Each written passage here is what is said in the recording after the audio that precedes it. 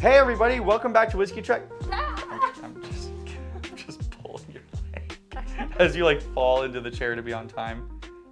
Hey everybody, welcome back to Whiskey Trek. I'm Jackson. I'm Natalie. And today, for our final video, we are going to be reviewing Disco 13. And I just realized our poor little Enterprise got moved out of shot. There you go, Enterprise. Discovery 13. All right, so what is Disco 13? Well, just like the last two Discos, 11 and 12, it is all Kentucky distillate. Praise God. But this is the first Disco, to my knowledge, this is the first Disco that has been aged in a secondary barrel. So, Disco 13. On the label, it reads, Kentucky Straight Bourbon Whiskey, double-barreled in American and Hungarian oak. Hungarian oak. I know, so fancy, right? Oh. It's that European stuff. Anything double oaked, I spend my money on, yes. The color on this is beautiful. Looks fantastic. I also really like that the label, it's like this prismatic silver. The Discos every year, nowadays they change colors, and this is like really like prismatic silver. It's very cool. Biggest disappointment right off the block. Ever since Disco 4, they've stopped using the metal in the cap. Very disappointing. Just change it. Just change it back on these Discos. It would be so worth it. Off the bat, just from what I remember, people in reviews seem to be very divisive on whether or not that they like this.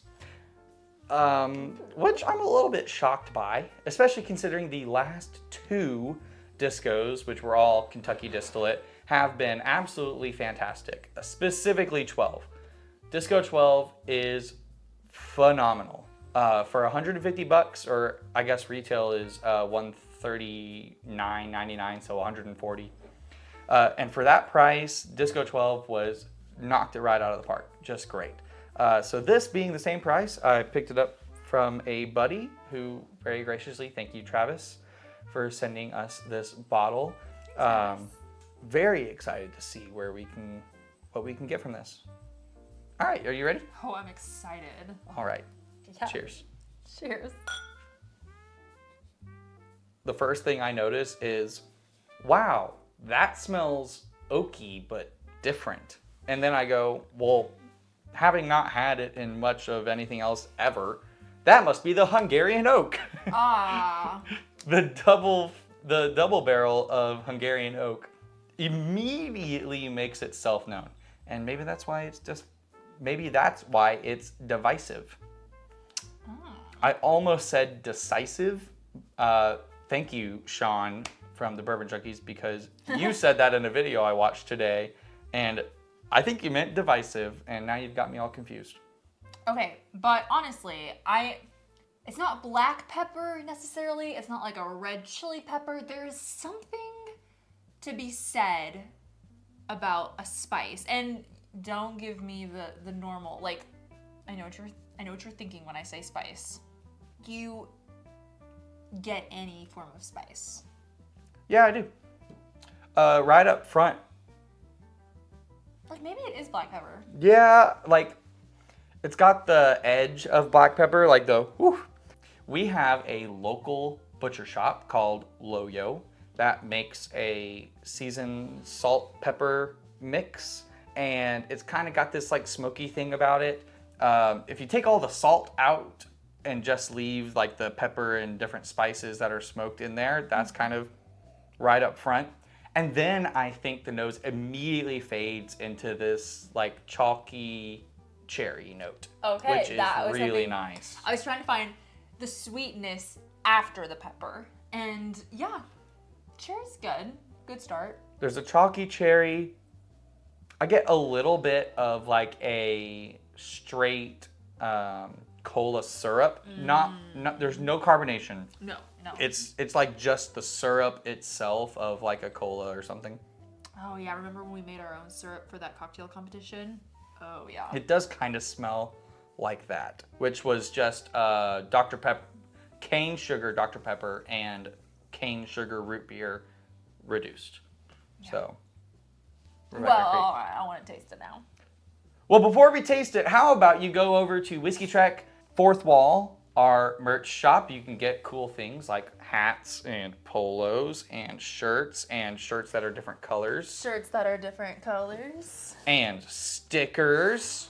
All right, you ready to have a drink now? Oh, yeah. Okay. Whoa. It's very interesting. It is very interesting. Not as cherry as I was thinking, because we were talking about the chalky cherry. And weirdly, kind of salty. Like salty is the wrong word, but... You're thinking savory. Maybe I am thinking I savory. think that Hungarian oak is really adding something extremely unique to this, which I love. I think that is super interesting. If you're looking for a traditional double oaked flavor profile of like this like toasted oak or like dark chocolate or things like that, I think you're gonna be disappointed. But it's like kind of smoky. Yeah. And like there's a lot of sweetness here, but it's all like combining with these freaking awesomely weird flavors from the Hungarian oak. I think that the experience here is really interesting. Yes. Okay, when you're ready for your second taste, I'm going to say a word and I want to hear what you think. Okay. Before you get to that, why don't you go ahead and like, comment, and subscribe and hit the notification bell while you're at it, because you know what? You're already there. All right, second sip. All right. You're going to say it while I'm drinking it? Yes. Yes, because it starts with a story. Oh, okay. A short one. All right, my Christmas stocking this year, I had an 85% dark chocolate bar. Swallow when you're ready. Did you try that chocolate bar? Oh, well then this might not be as much of an epiphany as I thought it was. That's what I got the second time I had a sip, because I had a second sip before you. That second sip, I will say, kind of more like a whiskey infused like cordial. So, you know, they're chocolate and then they've got something on the inside. So like chocolate with a little bit of like a dark cherry and then whiskey on the middle. And the finish is like that for me, that second sip. And then it finishes with that smokiness. Yeah, still. And I cannot emphasize this enough. This is not a Hershey's dark chocolate. This is like cacao powder. Like this is a more bitter than sugary sweet note that I'm getting. Yeah, for sure. I like that. I think that's a great note. I do too. I just didn't want to think I'm confused over here. I'm starting to wonder, is my palate broken? Because yet again, right up front, it just kind of seems like nothing. And then the mid-palate picks up. And then the finish is fantastic. And then like that's kind of where all the spice hits, is like the mid to back palate. But the front, maybe I need to spend more time letting it sit on the front of my tongue just to see where we get. Because I'm just like missing on all of these bottles that we reviewed today, the front palate. Okay, that was better. You know what? A little Texas-ish. Not mesquite necessarily, but like really heavy on like the wood spice. Like that's where that pepperiness is coming from. Okay. That smokiness, I think. Those two things I attribute really heavily with certain Texas whiskeys. With those Texas whiskeys usually comes other like extreme Texas flavors, which are not here. If you don't like Texas whiskey, you might still really like this. Yeah. But it's that kind of wood spice and smokiness that I'm kind of getting here. All of this to say, I think this is for $140. I think this is at the very least a very interesting purchase that you can make. Yeah. If you're looking for something kind of out there, off the wall, a little different, then this is fantastic. And honestly, the Discovery Series kind of started out as a what can we make that's different and interesting from what's already out there. And I think that this does that job extremely well. I don't think it is nearly as good as 12. I think it is as interesting as 11, and it's certainly better than the things that came before that, up until you get to 4. I'm glad that I have one. I'll be kind of sad when it's gone, but I won't be devastated like I will with a 12. That's fair. And I cannot tell you how many friends he has coming here who he has trained to become whiskey lovers, and they're so trained now. It's been like 2 or 3 years where they're saying, I want to try something different now. And this is definitely going to be one of those bottles where you're like, here you go, Adam.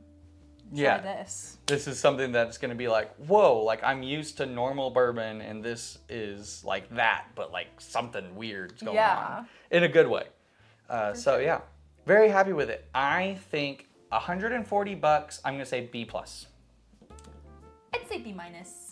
Yeah. Price just... Yeah, I get you. Price is a hard thing. But, I mean, in that price range, there's other things that are just not quite as interesting. That is fair. That is completely fair. Stick with our guns, though. Okay. All right, guys. Well, that's going to do it from us today at Whiskey Trek. We will catch you all next time. Thank you so much for joining. Cheers. Cheers.